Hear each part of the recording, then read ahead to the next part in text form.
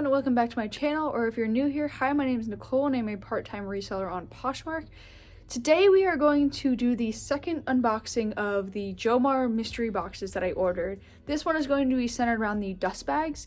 So there are 10 dust bags and the box was $30, so they're going to be $3 a piece. And that is not including the shipping that I paid for the entire price of the box, but I will get into that in the last video I do in this series, which is kind of just a recap and also just a, do I think the entire box was worth it?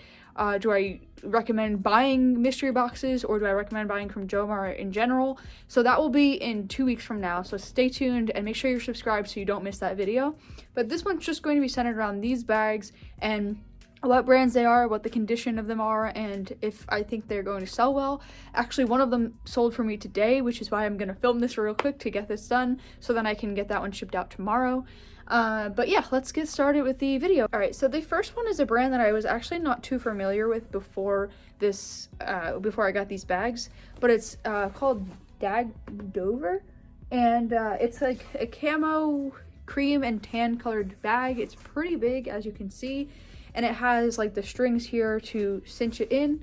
And I don't know, I would assume this is for a purse, but I guess it could also be for shoes or even clothes, I guess. But yeah, I'm gonna look into this brand to see how well it will sell.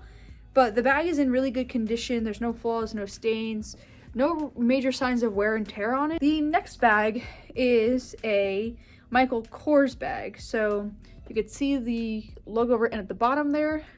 And it's just a plain tan bag. It's actually like a really soft tan bag. And it's definitely smaller than the last one. And it has like a little string here so you could cinch it. And this is probably for, you know, small sandals or a like wristlet or clutch. And again, it doesn't have any flaws that I can see. It's in really good condition. And I mean, Michael Kors actually used to sell really well for me on Poshmark, but it doesn't really sell that well for me anymore. I guess I don't really pick it up that much, so maybe that's why, but I still think it will sell. The next bag is a brand called Arch, or Arche, I'm not really sure how you pronounce it, but it's a plain white bag with red text written here, and it has a red drawstring. And this is also another brand that I'm not too familiar with. I will be looking it up before I list it to see what it will go for. But it's a pretty decent size, and again, it probably would fit a clutch or, you know, a pair of sandals or something. I don't know what they even sell, so I'm not really sure, but it's in good condition, no signs of wear, no stains. It's pretty thin, it's like a linen material. The next bag that I got is a Lauren Merkin bag, so it's like a gray heathered material, and see, it says Lauren Merkin right there, and it has 2 drawstrings here to cinch, and it's like a medium-sized bag, and it's in really good shape.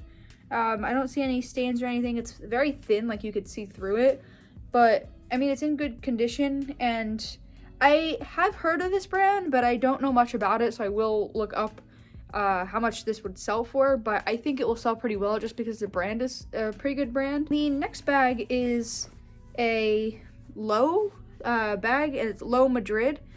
It's pretty hard to see there, but there it is on the bag. It's just a plain black bag. It's actually a very sturdy bag. It's more of like a canvas material, and it has the 2 drawstrings, and it's pretty large.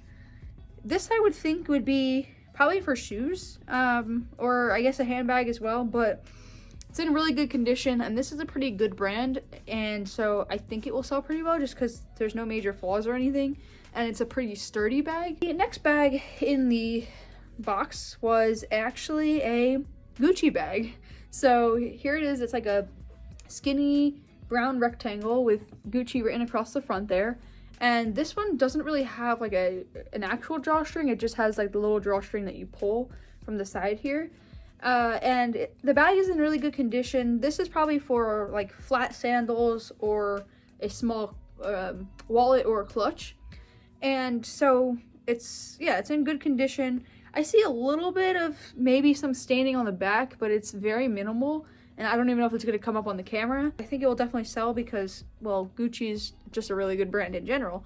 So I think it will sell pretty well. All right, so the next bag is a Torian Birch bag. So this has the little logo on the design here, and it has like the purple and the orange and the pink up top, and it's very tiny. This is probably for like some jewelry or, you know, something like that, or like a scarf or something. It's pretty small, but it's in really good condition. It's like a canvas bag on the bottom, and then it just cinches here with this.